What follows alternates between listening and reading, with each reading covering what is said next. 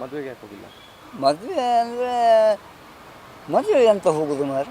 ಆ ನಾಚಿಕೆಟ್ಟ ಹುಡುಗ ನಾಚಿಕೆ ಅವನು ಕಳ್ಳ, ಅವಳು ಕಟ್ಟ, ಅವಳು ಕುಟುಂಬದವರು ಸಹ ಅದೇ ಥರ ಕಳ್ಳರು ಮದುವೆ ಆದ 12 ವರ್ಷ ನಮ್ಮನೇಲೆ ನಾಯಿ ಥರ ಅನ್ನ ತಿಂದು ನಮ್ಮನೇಲೆ ತನ್ನ ಮನೆ ಅಂತ ಅಧಿಕಾರ ಮಾಡ್ಕೊಂಡಿದ್ದವ.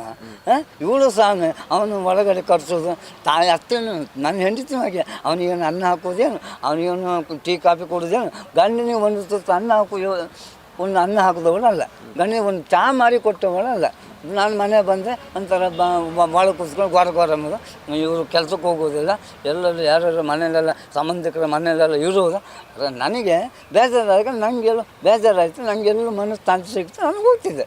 ನನಗೆ ಹೆಂಡತಿ ನನಗೆ ಮನೆಯಲ್ಲಿ ನೆಮ್ಮದಿ ಕೊಡ್ತಾ ಇಲ್ಲ. ಅದಕ್ಕೊಂಡು ನನ್ನ ಮಗಳ ಮನೆಗೂ ಅದು ನನ್ನ ಭಾವನೆ ಕೊಟ್ಟು ನನ್ನ ಅಕ್ಕನ ಕುಟುಂಬ ಮನೆಗೆ ಹೋಗ್ತಿದ್ದೆ. ಮದುವೆಗೆ ಆಮಂತ್ರಣ ಇತ್ತ? ನನ್ನ ಮದುವೆಗೆ ಆಮಂತ್ರಣ ಇದೆ. ಮದುವೆ 4 ದಿವಸ ಇರುವಾಗ ನೀವು ಮದುವೆಗೆ ಬರಬೇಕು, ನೀವು ಮದುವೆ ಬರೋದು ನನಗೆ 5 ಲಕ್ಷ ಹಣ ಕೊಡ್ಬೇಕಂತ ನಂಗೆ ಡಿಮ್ಯಾಂಡ್ ಇತ್ತು. ಯಾರು? ಚೈತ್ರ. ನೀವು 5 ಲಕ್ಷ ನನಗೆ 5 ಲಕ್ಷ ಹಣ ಕೊಟ್ಟರು ನೀವು ಮದುವೆ ಬನ್ನಿ. ಇದು ನಾನು 5 ಲಕ್ಷ ಹಣ ಇವಳಿಗೆ ಕೊಡೋದಾದರೆ ನಂಗೆ ಅಗತ್ಯ ಇಲ್ಲ ಅಲ್ಲ ಇಂಥ ಮಕ್ಕಳು. ಅಪ್ಪ ನೀವು ಒಳ್ಳೆಯ ರೀತಿಯಾಗಿ ಬಂದು ನೀವು ದುಡ್ಡು ಕೊಡು, ನಿಮ್ಮನ್ನು ಗೌರವದಿಂದ ನನ್ನ ಕರೆದಿದ್ದಿದ್ರೆ ಆಶೀರ್ವಾದ ಮಾಡ್ತೀವಿ. ಖಂಡಿತ ನನಗೆ ಗೌರವ ಕೊಟ್ಟು ತಂದೆ ಅಂತ ಎಲ್ಲೂ ಹೇಳಂತ ಹೇಳಿಲ್ಲ. ತಂದೆ ಇಲ್ಲದ ಮೂಗಂತ ಯಾರೋ ಒಬ್ಬ ವಿಡಿಯೋ ಕಮೆಂಟ್ ಕೊಟ್ಟಿದ್ದಾನೆ.